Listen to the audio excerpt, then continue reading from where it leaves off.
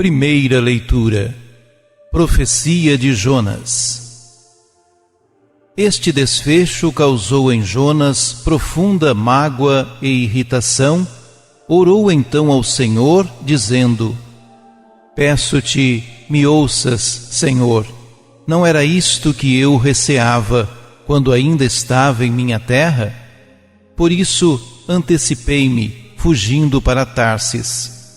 Sabia que és um Deus benigno e misericordioso, paciente e cheio de bondade, e que facilmente perdoas a punição. E agora, Senhor, peço que me tires a minha vida. Para mim é melhor morrer do que viver. Disse o Senhor: Achas que tens boas razões para irar-te? Jonas saiu da cidade e estabeleceu-se na parte oriental, e ali fez para si uma cabana, onde repousava à sombra, a ver o que ia acontecer à cidade. O Senhor Deus fez nascer uma era, que cresceu sobre a cabana para dar sombra à cabeça de Jonas e abrandar seu aborrecimento. E Jonas alegrou-se grandemente por causa da era. Mas, ao raiar do dia seguinte, Deus determinou que um verme atacasse a era, e ela secou. Quando o sol se levantou, mandou Deus do oriente um vento quente, e o sol bateu forte sobre a cabeça de Jonas, que se sentiu desfalecer.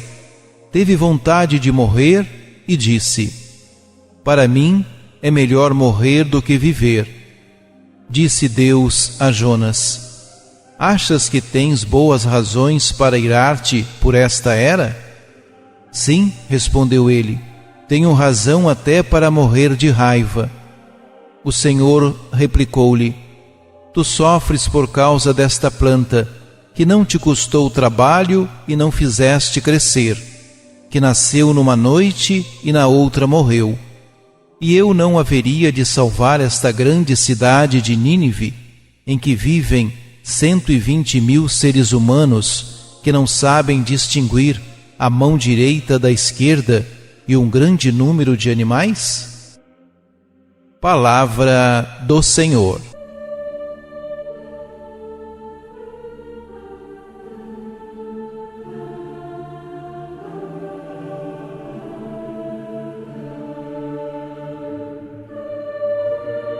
A teologia e a sátira misturam-se no final da narrativa de Jonas. O profeta está desgostoso por causa da conversão de Nínive. Afinal, tinha mesmo razão para tentar não ir a essa cidade, pois bem sabia que Deus é misericordioso e clemente, paciente, cheio de bondade e pronto a renunciar aos castigos. Neste desgosto de Jonas pela conversão de Nínive, revela-se o ódio ancestral de Israel pelos seus inimigos políticos. Mas Deus mostra-se misericordioso também para com o seu teimoso profeta, e quer ser misericordioso para com todos aqueles que pretendem impor-lhe os próprios pontos de vista.